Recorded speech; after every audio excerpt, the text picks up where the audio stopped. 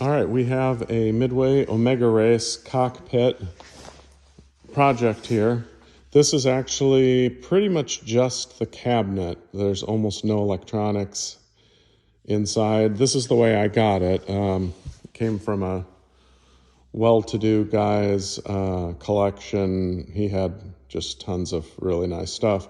And I guess this was something he had taken on and he was planning to, I think, like emulate it with a PC or something like that. So he completely gutted all the electronics and was going to put a PC in it. Of course, now there's other solutions to getting an Omega Race working, which is nice. There's replacement boards that are actually pretty cheap. So probably the best bet for this, I would think, would be to just make it back into an Omega Race with that replacement PCB. It's still got the controls down here, the spinner and the buttons. It's still got the flashing start buttons. It does not really have much of anything else. The monitor is gone. I will include a 19-inch as-is black and white XY monitor for it. I need to go get it. It's at a different warehouse. But I'll include one. I don't know if I have the wooden frame that it mounts to, but that's just simply a piece of plywood cut to, a rectangular piece of plywood that you mount the monitor to. So that's not going to be hard for you to fabricate if you have to. But I may even have that. I've got a bunch of these vector monitors on wooden mounts. I just don't know if they're for this, if they're for Asteroids Deluxe or Battlezone or Red Baron or whatever. They all had slightly different wooden frames. So I'll include the monitor, but you're on your own for the rest. Coin door's really nice on this too. Like no rust. Well, very little rust. I guess there's a little rust right there. But man, still got the coin box cover. That's kind of rare. And the coin box is in there. Well, let's see how many on the meter. 36,000, okay.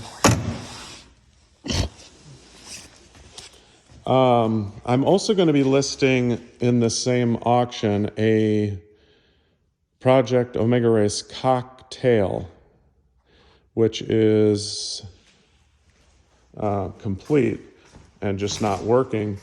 But if you really want to make this project easy, I would say buy both pieces and then just take the wiring harness out of that cocktail and all the other guts that you need, the boards.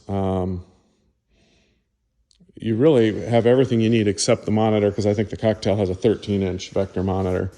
But buy that cocktail, use the guts to get this one ready, and the 19-inch monitor I'm going to include. Then you could sell that 13-inch vector monitor and probably get quite a nice chunk for it. And you could, depending on how industrious you are, then you've got a cocktail Midway cabinet that's really the same dimensions and the same size and shape as a Ms. Pack or a Galaga. You could just throw a 16-1 board in it, put a flat screen in it, and gosh, you can buy pre-made control panels from Arcade Shop that has all of the multi-game controls and artwork on them, and put those control panels on, and you could have I don't know, what do they sell for now, $1,000, $1,500 cocktail multi-game. That is exactly what I would do if I had the time, but I just have way too many projects. So I'm not going to do it. But trust me, it'll work doing that. So there you go. And Arcade Shop also is the one that sells those Omega Race replacement boards. They're only like 200 or 225 or something. And it plugs and plays right into the original Omega Race wiring harness. And you're done. You're up and running. So might even have more games on it than just Omega Race. I'm not sure. But there you go. And oh, by the way, I guess I should mention, this thing is really in pristine condition. I've got 3 of these cockpits. 2 of them are complete, and then this one This is the nicest cabinet by far of the three I've got. And one of mine's in my arcade museum running on original hardware, even the PCB's original, and people love it, including me. But it's not even as nice as this. This cabinet is virtually flawless. There's hardly a scratch on this plexi, if there is one at all. I mean, it's just perfect. This one's perfect too. The seat isn't torn or cracked or anything.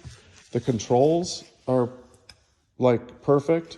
Coin door's perfect. The wood, I mean, there's no broken parts to this cabinet.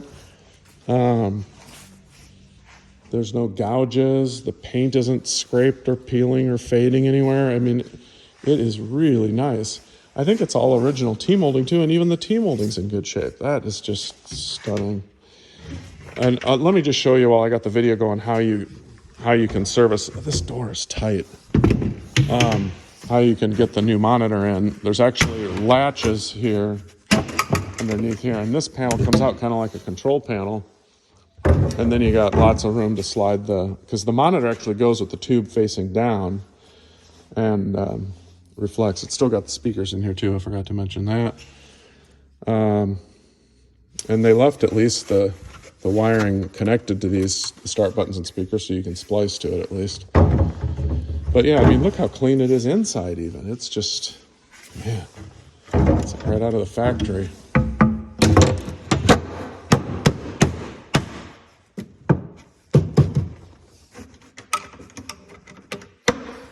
But that's it.